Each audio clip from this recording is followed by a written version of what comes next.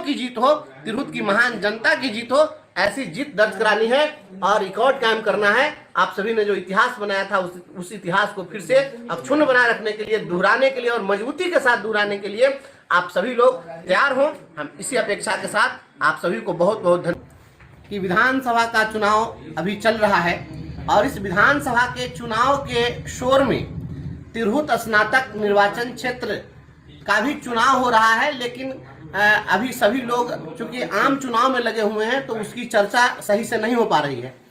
हमने कोशिश की है कि आप तक हम फॉर्म पहुंचवा सकें ताकि आप मतदाता बने। मैं उम्मीद करता हूं कि आप तक फॉर्म पहुंच गया होगा।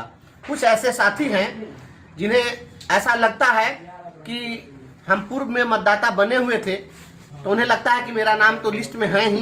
तो एक बात स्पष्ट हो लीजिए कि पूर्व से जिनका नाम जुड़ा था चुनाव के साथ ही वो मतदाता सूची समाप्त हो गई। वो मतदाता सूची अब आज के डेट में प्रभावी नहीं है। जब भी चुनाव होगा तब आपको मतदाता बनना पड़ेगा, इसलिए आपको इस बार भी मतदाता बनना ही पड़ेगा। दूसरी बात है कि 6 नवंबर तक मतदाता बनने की तारीख निर्धारित है, लेकिन 6 तारीख को आप मतदाता नहीं बन पाएंगे, आप फॉर्म जमा नहीं कर पाएंगे, क्योंकि 6 तारीख को अपने यहाँ विधानसभा का चुनाव होना है। और जो भी हमारे गुरुजन साथी हैं, 2 तारीख को संडे हो रहा है और 4 तारीख को ही इलेक्शन की ड्यूटी में आप चले जाएंगे, तो आपके पास में मात्र 3 दिन समय बचा हुआ है, 30 तारीख, 31 तारीख और 1 तारीख। तो आप 3 दिनों के अंदर आप हर हाल में मतदाता बन जाइए। अपनी ताकत को पहले बनाना चाहिए।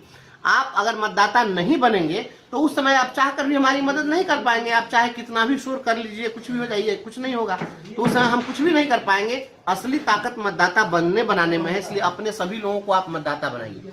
हमने आपके सहूलियत के लिए एक फॉरवर्डिंग बना करके भेजा है आपके स्कूलों को कि आप इसी प्रकार से एक फॉरवर्डिंग बनाइए। इलेक्शन कमीशन का स्पष्ट गाइडलाइन है कि किसी भी कार्यालय के संस्था प्रधान जो हैं वह अपने अधीनस्थ कर्मियों का फॉर्म एक साथ समेकित करके अग्रसारित कर सकते हैं। तो ऐसी स्थिति में आप विद्यालय के सभी शिक्षकों के फॉर्म को एक साथ अग्रेसित कर सकते हैं निर्वाचक निबंधन पदाधिकारी के नाम से।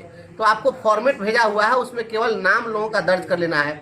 आपके पास जहां लेटर पैड स्कूल का है, अपने लेटर पैड पर उसी बात को लिख दीजिए, उसमें सभी लोग का नाम लिख दीजिए कि मैं निम्नांकित अपने शिक्षकों को, अपने कर्मियों को जो स्नातक योग्यताधारी हैं, इनके फॉर्म 18 को मैं अग्रसारित कर रहा हूं। बस इतना ही पर, और उसी पर रिसीविंग हो जाएगी, तो रिसीव कराना भी आसान हो जाएगा, इसलिए कहीं दिक्कत नहीं होगी। लेकिन एक आग्रह है कि जब सभी लोगों का जो फॉर्म आप भेजें, उस फॉर्म के साथ जो प्रमाण पत्र है ग्रेजुएशन का, उसको आप मुहर लगा करके सिग्नेचर जरूर कर दीजिए ताकि वह सत्यापित हो जाए, और उसको फिर आगे अटेस्टेड कराने की जरूरत नहीं होगी। संस्था प्रधान ही अगर मुहर मार के दे देते हैं कि ये स्नातक है तो वो हो जाएंगे, इसलिए सभी के सर्टिफिकेट को आप सत्यापित जरूर कर दीजिए।